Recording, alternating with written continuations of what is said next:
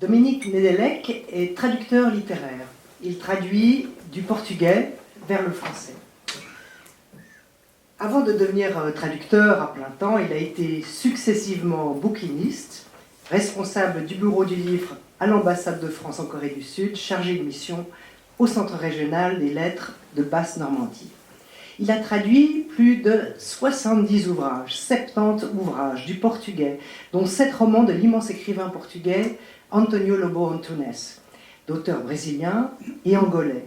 Traduire de ces différents portugais fait d'ailleurs partie du plaisir qu'il trouve dans son métier de traducteur.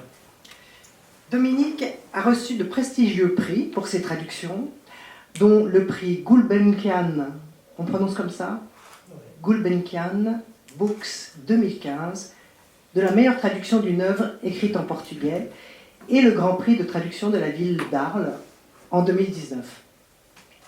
Il est en résidence au château de Lavigny pour 2 mois, invité dans le cadre du programme Gilbert Musy, organisé chaque année par le Centre de traduction littéraire de l'Université de Lausanne, et dont nous avons la directrice Irène de Berenking parmi nous. Elle nous fait l'honneur de sa présence.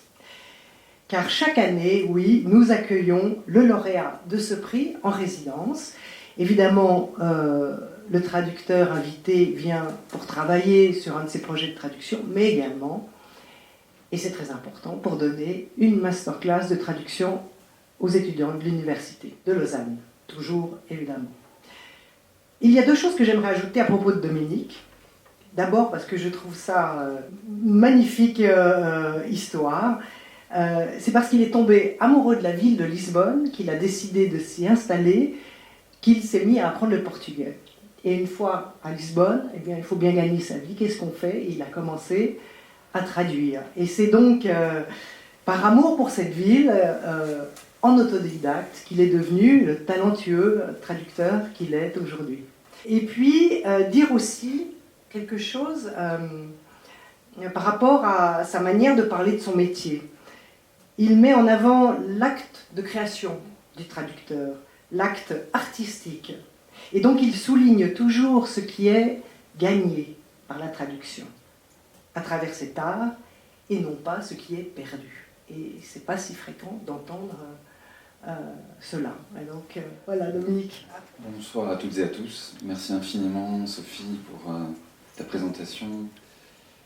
J'ai choisi de vous parler ce soir de ce livre qui s'appelle La mort et le météore. C'est le 7e roman d'un écrivain brésilien, Joque Rainer Steon, et le premier à avoir été traduit en français. Il a été publié au Brésil en 2019 et en France en 2020, chez Zulma, donc sur mes conseils et donc dans ma traduction.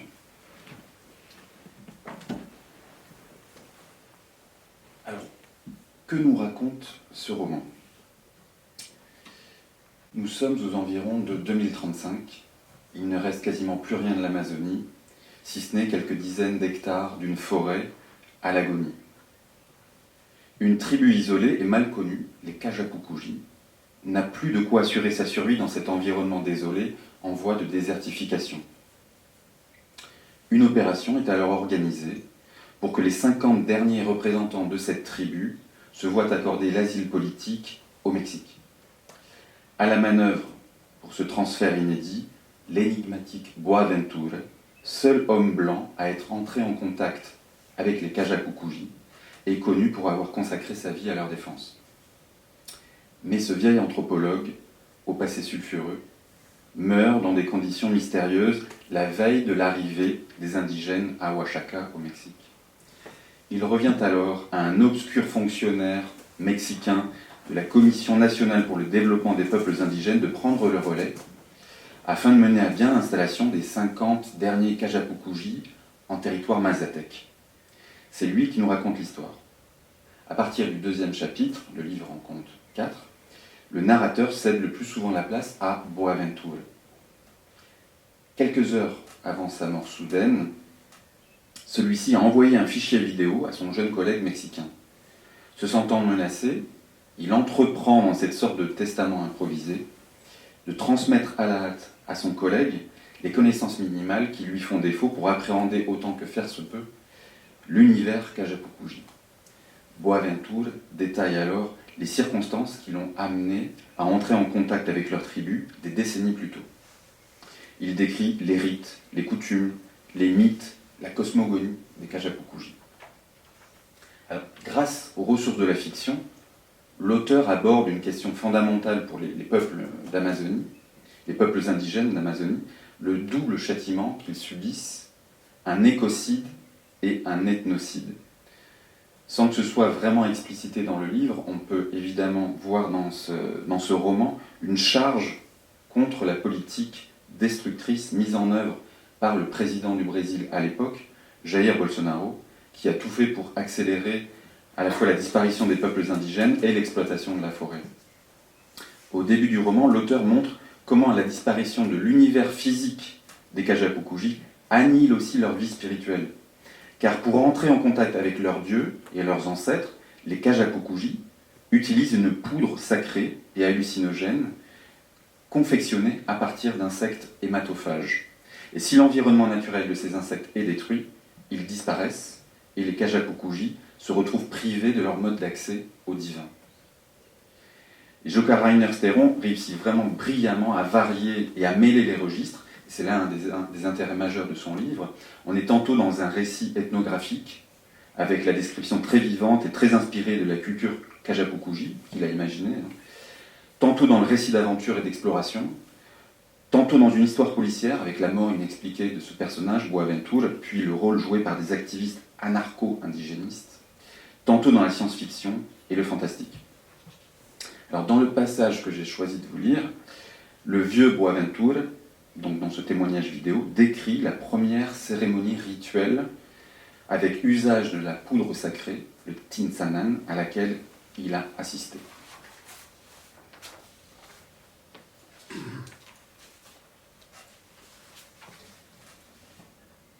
Parvenu sur la terre ferme, j'ai repéré des traces de pas sur le sable et découvert que j'étais sur une île.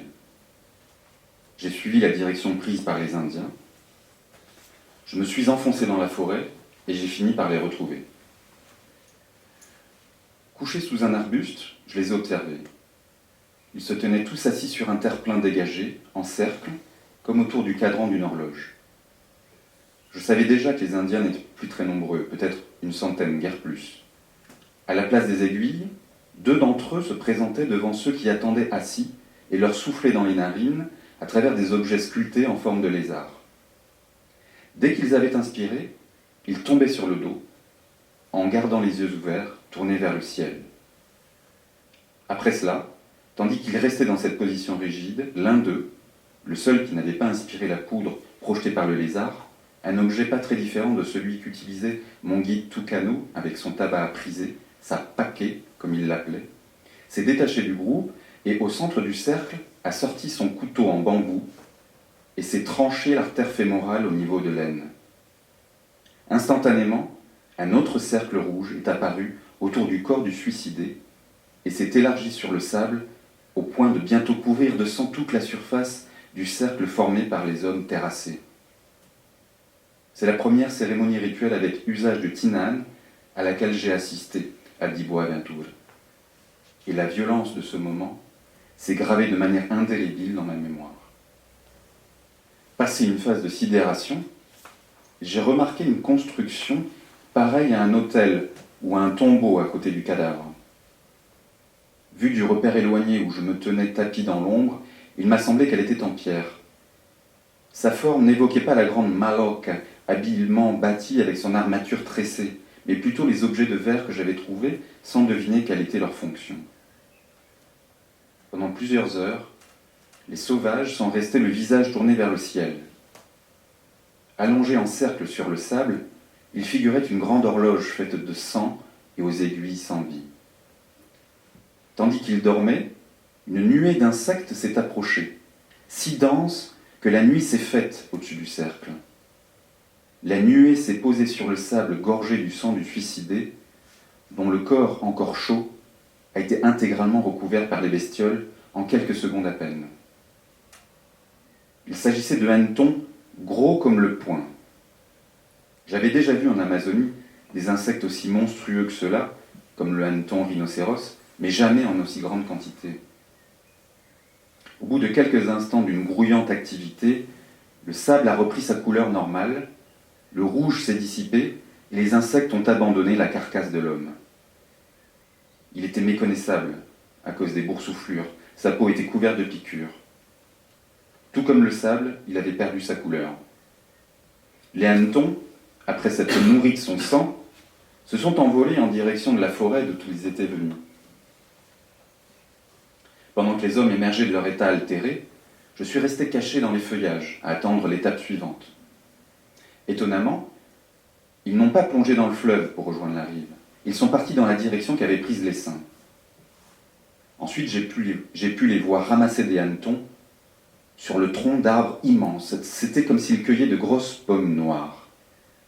Ils ont rapporté les insectes sur le terre-plein et après avoir allumé un feu, les ont fait griller à la braise sur des pierres.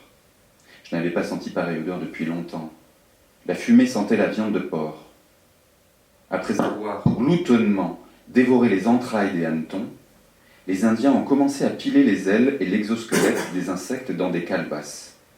À cet instant, j'ai entendu leur voix à l'unisson, leur chant subliminal, car ils chantaient pendant qu'ils s'affairaient à moudre les parties grillées des insectes. A débuté ensuite une nouvelle phase de transe, cette fois sans qu'ils s'allongent comme autour d'un cadran d'horloge, au contraire. Ils ont commencé à se traîner chaotiquement dans le sable, tout en poussant des gémissements abominables. On les aurait crus à l'agonie. Ils se lacéraient la peau contre des pierres, frottaient leur visage sur des épines. Cette folie était provoquée par les entrailles qu'ils avaient dévorées. Au terme de ce délire collectif, dont je ne saurais dire combien de temps il a duré, ils ont recueilli dans des paquets la poudre obtenue par pilage. Je venais de découvrir la source du tsinan, un hanneton hématophage qui vivait sur cette île, caché dans le cœur des feuillages et sur les troncs où il pullulait.